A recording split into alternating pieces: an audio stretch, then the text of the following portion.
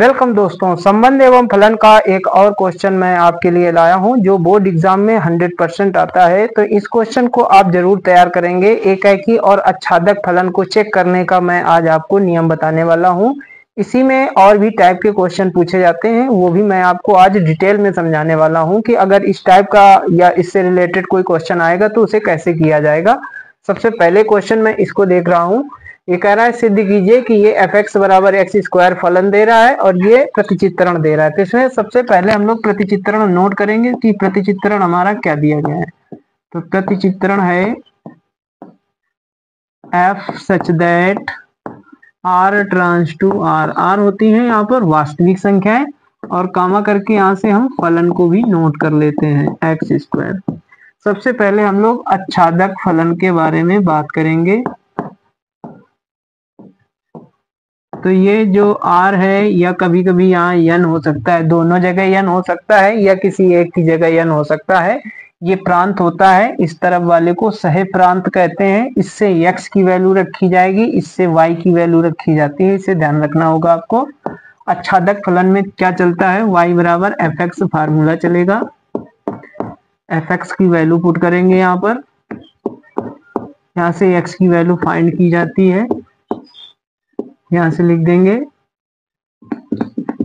y जो है वो बिलोंग करेगा इस तरफ r से। अगर यहाँ n लिखा होता तो यहाँ n लिखा जाता, ये r ऐसे ही बना रहेगा। अब देखिए, अगर r या z के लिए हमें चेक करना है तो बस दो ही वैल्यू रख के आप चेक कर सकते हैं। अब यहाँ से हमें y की वैल्यू इसमें रख के x की वैल्यू निकालनी है। तो 1 और -1 पर आप r और z दे तो उस पर आप चेक कर सकते हैं। इसी से सिद्ध हो जाता है, दूसरी वैल्यू हमें लेने की जरूरत नहीं पड़ती है। इसमें रख देंगे y बराबर 1 पर x की वैल्यू क्या आएगी, √-1 आएगा, तो यानी 1 आएगा। ये बिलोंग करेगा 1 जो है x की वैल्यू आई है वो इस तरफ वाले में बिलोंग करनी चाहिए, तो बिलोंग कर रही। अब -1 रखेंगे तो x बराबर आएगा -1। -1 का मान हो जाता है सम्मिश्र संख्या i, ये बिलोंग नहीं करेगा। अगर ये बिलोंग नहीं करेगा तो फिर ये आच्छादी फलन नहीं है। तो यहां से लिखेंगे दैट इज fx एक आच्छादक फलन नहीं है। अगर दोनों बिलोंग कर जाते हैं तो ये आच्छादक फलन हो जाता है। तो यहाँ लिखेंगे आच्छादक फलन नहीं है। अब एकाकी चेक करने का नियम देखिए दोस्तों। एकाकी फलन, तो इस टाइप का 5 नंबर में क्वेश्चन जरूर आएगा दोस्तों, जरूर तैयार करें इसे। एकाकी फलन में फार्मूला चलता है fx1 बराबर fx2, ये रूल है इसका।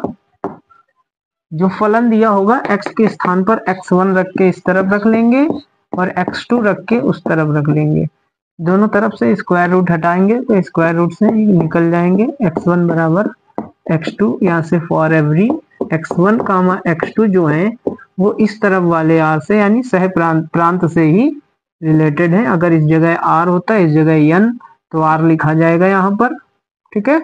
अब देखिए, जब r के लिए ही हमें चेक करना है, अब x की वैल्यू रख के हमें फलन के मान निकालने होते हैं। x बराबर 1 और x बराबर -1। अगर यहाँ पर r है इसलिए हम x की वैल्यू इस तरफ प्रांत से ले रहे हैं और प्रांत हमारा r है, r के लिए 1 और -1 पर चेक करेंगे। अगर इस जगह n होता तो 1 और 2 पर चेक किया जाता है। बस ये दो ही टाइप के क्वेश्चन फंसते हैं, इसी से हमें निकालना होता है। तो x बराबर 1 पर फलन में वैल्यू रखनी है, तो f1 की वैल्यू क्या आएगी, 1 का स्क्वायर इक्वल टू 1। अब -1 पर जब निकालेंगे तो f-1 वैल्यू आएगी, -1 का स्क्वायर, -1 का स्क्वायर प्लस हो जाती है। तो एकाकी का मतलब होता है अगर ये दोनों वैल्यू सेम आ गई तो एकाकी फलन कभी नहीं होगा। अगर ये दोनों वैल्यू भिन्न भिन्न आ रही हैं तो फिर उसका मतलब एकाकी फलन है। तो लिखेंगे fx एक, दैट इज fx एक एकाकी फलन नहीं है।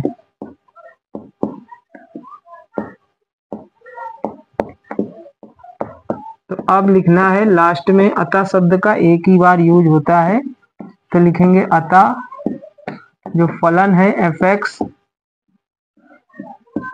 ना तो आच्छादक है और ना ही एकाएकी है।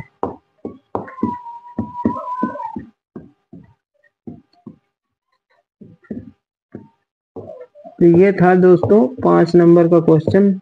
हर बार आता है, कभी ये प्रतिचित्रण हमारा बदल के देगा, कभी ये फलन बदल के देगा। सबके करने का तरीका यही है, r की जगह पे अगर n आता है तो n जहां भी हमें वैल्यू लेनी होगी वहां पर 1 और 2 का यूज करेंगे। अगर r के लिए लेना है, z के लिए लेना है, तो वहां पर हम लोग 1 और -1 पर ही चेक कर लेंगे। सारे रूल्स इसी में फॉलो कर जाते हैं। अगर आपको हमारा वीडियो पसंद आए तो लाइक करें, चैनल को सब्सक्राइब करें, हमारे पेज को फॉलो करें। हम आपको ऐसे वीडियो देते रहेंगे। धन्यवाद।